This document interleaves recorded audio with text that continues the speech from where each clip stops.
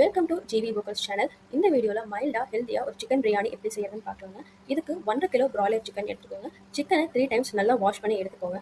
Wash பண்ண சிக்கனில் 3 கரண்டி கெட்டி தயிர், 1 டீஸ்பூன் மஞ்சத்தூள், 2 டீஸ்பூன் வரமிளகாய் தூள் போட்டு நல்லா பரட்டி வச்சிருங்க.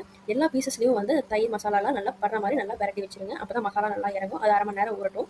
அடுத்தது அரிசி வந்து 2 பிரிஞ்சி இலை, ஒரு ஏலக்காய் போட்டு அரிசியை வந்து பாதியாக வேக வச்சு எடுத்துக்கலாங்க. கிரேவியில் நம்ம ஆட் பண்ணிக்கும் போது ஃபுல்லாக வெந்துக்கும். அடுத்தது வெங்காயம், தக்காளி, இஞ்சி பூண்டு, புதினா, மல்லி எல்லாம் கட் பண்ணி வச்சிருக்கேன். மசாலாக்கு வந்து மராட்டி மொக்கு, கடற்பாசி, அன்னாசி பூ, பட்டை, நட்சத்திரம், சீரகம், சோம்பு, பிரிஞ்சி இலை எல்லாம் எடுத்து வச்சிருக்கோங்க. அது மிக்சியில் போட்டு நல்லா குறைன்னு எடுத்து வச்சுக்கோங்க.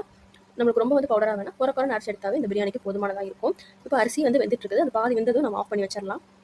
இப்போ ஒரு பாத்திரத்தில் 2 டேபிள் ஸ்பூன் கடலெண்ணெய் ஊற்றிட்டு 2 பெரிய வெங்காயம் ஸ்லைஸ் பண்ணி வச்சிருக்காங்க. அதை ஆட் பண்ணிடலாம். நல்லா கோல்டன் கலர் வர வரைக்கும் நல்லா சாட்டே பண்ணுங்க. அப்போ தான் டேஸ்ட் நல்லாயிருக்கும். அடுத்தது 3 பச்சை மிளகாய் சேர்த்து நல்லா வணக்கி விட்டுருங்க. நல்லா வெந்ததுக்கப்புறம் நம்ம அரைச்சி வச்சிருக்கிற இஞ்சி பூண்டு பேஸ்ட்டு போட்டு நல்லா வணக்குங்க. அந்த பச்சை வாசம் போகிற வரைக்கும் நல்லா வணக்கி விடுங்க. அப்போ தான் டேஸ்ட் நல்லாயிருக்கும்.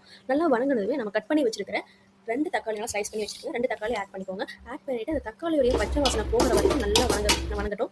பாருங்கள், இப்போ நல்லா வணங்கிருச்சு. இந்த ஸ்டேஜில் வந்து ஒரு கைப்பிடி அளவுக்கு புதினா ஆட் பண்ணுறேன். அதே மாதிரி அதில் பாதியாக வந்து கொத்தமல்லி தலைங்க, அதையும் எடுத்து ஆட் பண்ணிக்கிறோம். எல்லாமே நல்லா வணங்குற வரைக்கும் சாட்டே பண்ணுங்க. அப்போ தான் அதோட ஃப்ளேவர் வந்து நம்மளுக்கு கிடைக்கும். பச்சை வாசனை எல்லாமே போயிடுச்சுங்க. புதினா, கொத்தமல்லி எல்லாமே இப்போ நல்லாவே வணங்கிருச்சு.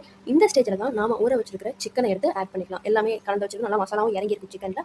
எல்லா சிக்கனையும் போட்டு நல்லா பரட்டி விட்டுருங்க. அப்போ தான் வந்து கிரேவியோட வந்து மிக்ஸ் ஆகி நல்லா வரும். உங்களுக்கு எக்ஸ்ட்ரா தண்ணி ஊற்ற தேவையில்லைங்க. சிக்கனில் இருக்கிற தண்ணியே வந்து நம்மளுக்கு சிக்கன் வேகக்கு போதுமானதாக இருக்கும். இப்போ நம்ம அந்த அரைச்சி வச்சிருக்கிற பிரியாணி மசாலாவை அப்படியே மேலே ஸ்ப்ரெட் பண்ணி விட்டுருங்க. அப்படியே போட்டு எல்லாத்தையும் போட்டு கலந்து வர மாதிரி எல்லாமே கலந்து விட்டுருங்க. தேவையான அளவு உப்பு ஆட் பண்ணிக்கோங்க. பத்தலைனா அப்புறம் கூட ஆட் பண்ணிக்கலாம். முதல்ல கம்மியாகவே ஆட் பண்ணிக்கோங்க.